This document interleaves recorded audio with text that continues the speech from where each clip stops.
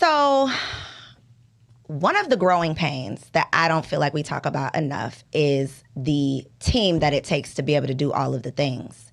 Something even further that we don't talk about is what happens when you are the leader of this team and you become the observer. You decide it's time for something to change. My North Star, I got a new North Star. How does that affect the ship? What was that? Was there a conversation? Was there something that affected people, or was it just like, I have a new guiding light?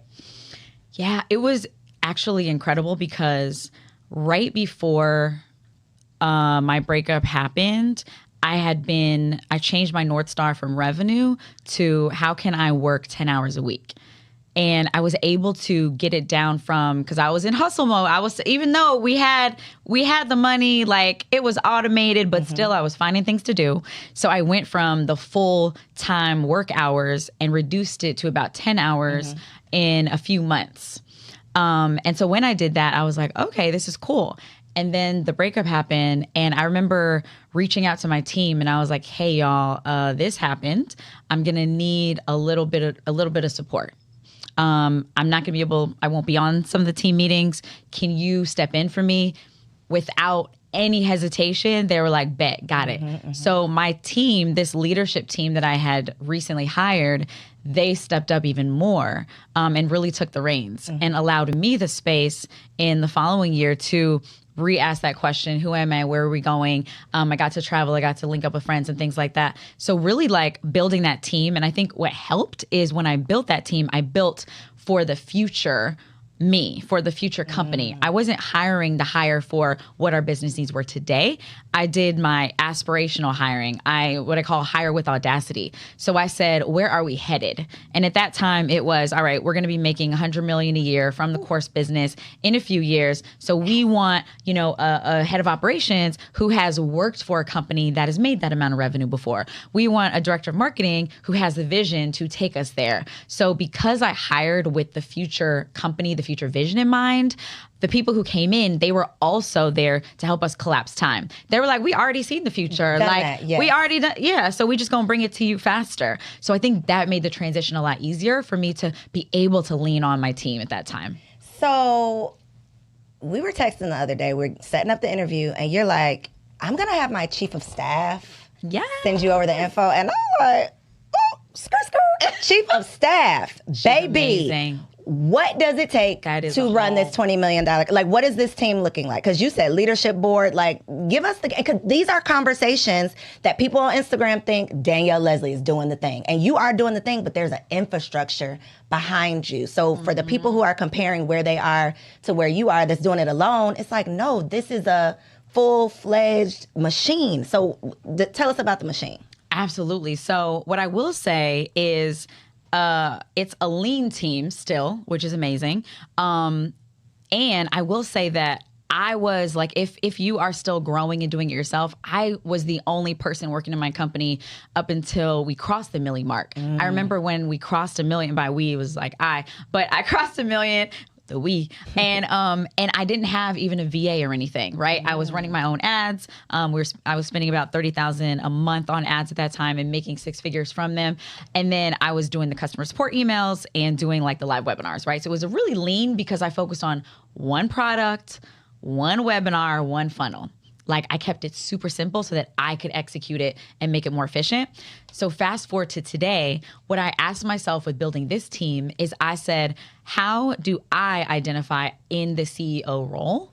So I didn't like the whole CEO, chief executive officer, that don't resonate with me. Like the executive part, I'm like, when people are like leadership, I'm like, what does that mean? That's not me. So and because of that. That's refreshing to hear, first of all. Can we just I'm sorry to cut you, but girl, please. 20 M's, and she says, that's not for me. That's not, y'all, you can do it your own way. Go ahead, sorry. Yes, absolutely. But that kept me stuck for a long time because I kept trying to fill these shoes that weren't even mine. They weren't even my size. They weren't even my style. And I kept trying to fill them. So finally I said, how can I reimagine this role? And for me, and I want everybody to choose your own letter. For me, it was and it was Chief Inspiration Officer, Chief Innovation Officer, and Chief Investment Officer. So my role right now is to stay inspired, keep myself inspired, first of all, stay in my pursuit of pleasure, and surround myself by things that inspire inspire me. The second thing is to help keep my team inspired. I'm the visionary. My job, I see the future. I live in the future. I'm an Aquarius. So I stay in the future and I'm just visiting the present. So it's like, I see the future and my job is to come back and tell the team what I've saw so that they can do their thing. So that is me staying inspired and me keeping them inspired. And then the innovation is me then thinking about what comes next. Now that I'm in this inspired state, I'm out here talking to you and I'm like, yo, take it back to the team. Yo, Coriel had this setup popping. Her team was like, we got to do, you know what I mean? Like, I need to be out here. That's why I need to get outside so I could, bring the innovation back. Or it's like Web3, right? I'm learning a little bit about Web3, bringing that back to the team. So that's the innovation part. And then the investment part, it is my role to make sure that the investments we're making, from team members to marketing channels, whatever investments we're making, we're getting the biggest return on those. So that's what I mean by Chief Inspiration, Innovation, and Investment Officer. And I would say, like, wherever you are, whatever stage you're in growth, like, identify what that is for you, because it might look different.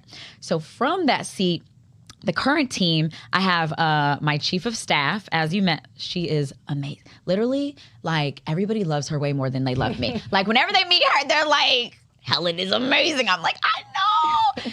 She's amazing. So chief of staff is my right-hand person. So essentially, I have the vision where, like, I'm Riri. You know what I'm saying? I got the clothing line, I got the films, I got this, that. Mm-hmm. So the chief of staff is there to run point over all my projects. Got you. Okay. So I hired someone who's able to hire freelancers, hire and manage agencies, negotiate contracts on my behalf, right? So when it comes to, like, book deal. So that's what we're going to be looking at next. I've been writing my book. I was going to self-publish. Now I'm traditionally publishing. So she would help set those contracts up, help negotiate, set those meetings up with the agents, and then all of our other projects. So that's her. She also, a key thing about a chief of staff for me and probably for all of us is that she's a project manager, right? She has a project management background, and she is a spiritually grounded person. Like, I'm trying to get on her level. So she's able to feel my energy before I even say anything, do anything. Like, she's tuned in. And so she helps be that blocker between me and the rest of the world when I need that. She helps me show up as the most energized, inspired version of myself. So that's the chief of staff. And then we have our head of operations. So that's my left hand. So chief of staff, right hand, operations. So that's facing internally to the company.